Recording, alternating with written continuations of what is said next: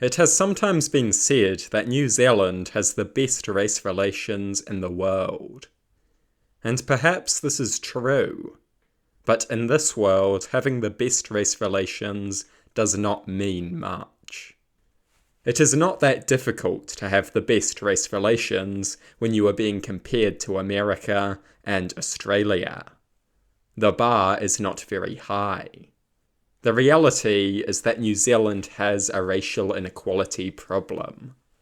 The indigenous Maori population faces many challenges: disproportionate poverty, disproportionate criminality and incarceration, lower life expectancy. These are some of the big statistical realities that indicate Maori suffer from racial inequalities. This is a very serious issue, and it desperately needs to be addressed. Most New Zealanders are not racist. Most New Zealanders despise racism. But in some corners racists can be found. Some people despise the idea that we should seek to address racial inequalities. Some people are angered by the mere mention of these issues. Some people are happy to insult and demonize Maori. Some people are angered by any mention of Maori culture or Maori language. Some politicians are happy to virtue signal to these racist idiots.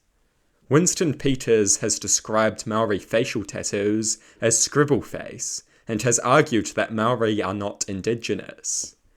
This is all part of a desperate attempt to secure power by virtue signalling to racist idiots. Of course, Winston Peters is himself Maori, but I do not believe in identity politics, so I still regard him as a racist idiot. Racism is racism. I do not care if it comes from a Pakeha or a Maori. Many people detest the idea that we should address racial inequalities. But the existing inequalities are serious. At their core, these inequalities are an issue of poverty. For the most part, criminality and a lower life expectancy are downstream of poverty. And we know that Maori are disproportionately poor. We need to make it easier to escape poverty. We need to eliminate poverty. This will massively benefit Maori and will also benefit many Pakeha who are victims of poverty.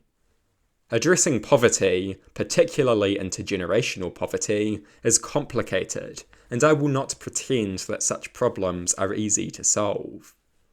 But there are some simple policies that would certainly help. A living wage, so that work provides a more reliable path out of poverty. A tax-free threshold to encourage people to work and ensure that low-income workers keep more of what they earn.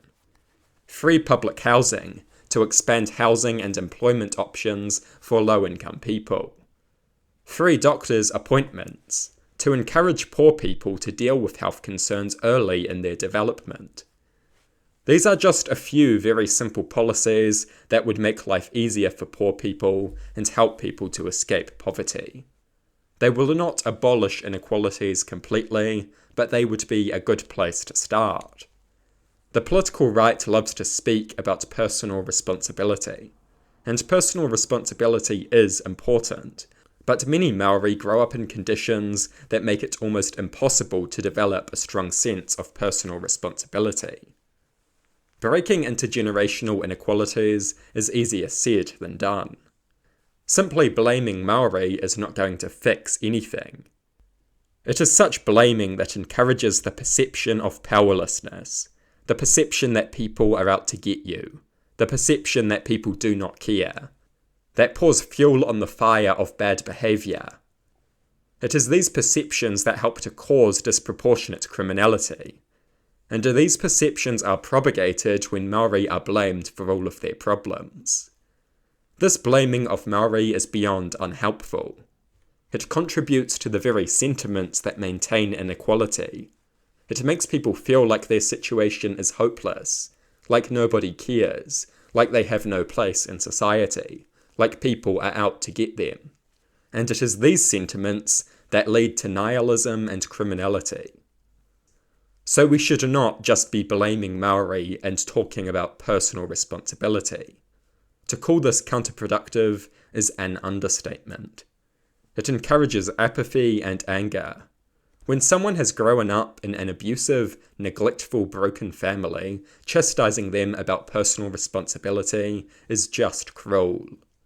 We must accept the fact that it is almost impossible for a person to develop a sense of personal responsibility under such difficult conditions.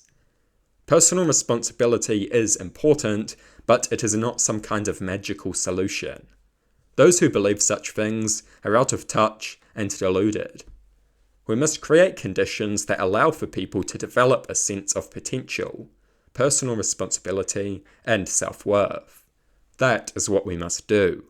Lecturing the victims of intergenerational poverty and abuse about their lack of personal responsibility is disgraceful and unproductive. It exists to make individuals feel righteous. It achieves nothing. And most of these people who conduct such attacks have no idea what it is like to grow up in an abusive, poor, broken home. Personal responsibility is important, but many on the right want rhetoric about personal responsibility to compensate for a total lack of serious policy solutions. This condemns more generations to suffer at the hands of these appalling inequalities. It is disgraceful. Maori people suffer from massive inequalities. That is just a fact.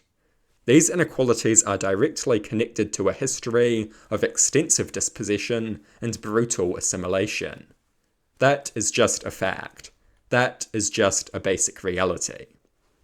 If you think the disproportionate poverty faced by Maori has nothing to do with this history of extensive dispossession and brutal assimilation, then you are a deluded moron. History has consequences. The present is a result of the past. That is the reality. The reality is that Maori people suffer from disproportionate poverty and its consequences, and we need to do something about it. Playing the blame game and virtue signalling is not enough. We need bold policy and serious solutions. Not more cynical electioneering, divisive rhetoric, and pathetic politics.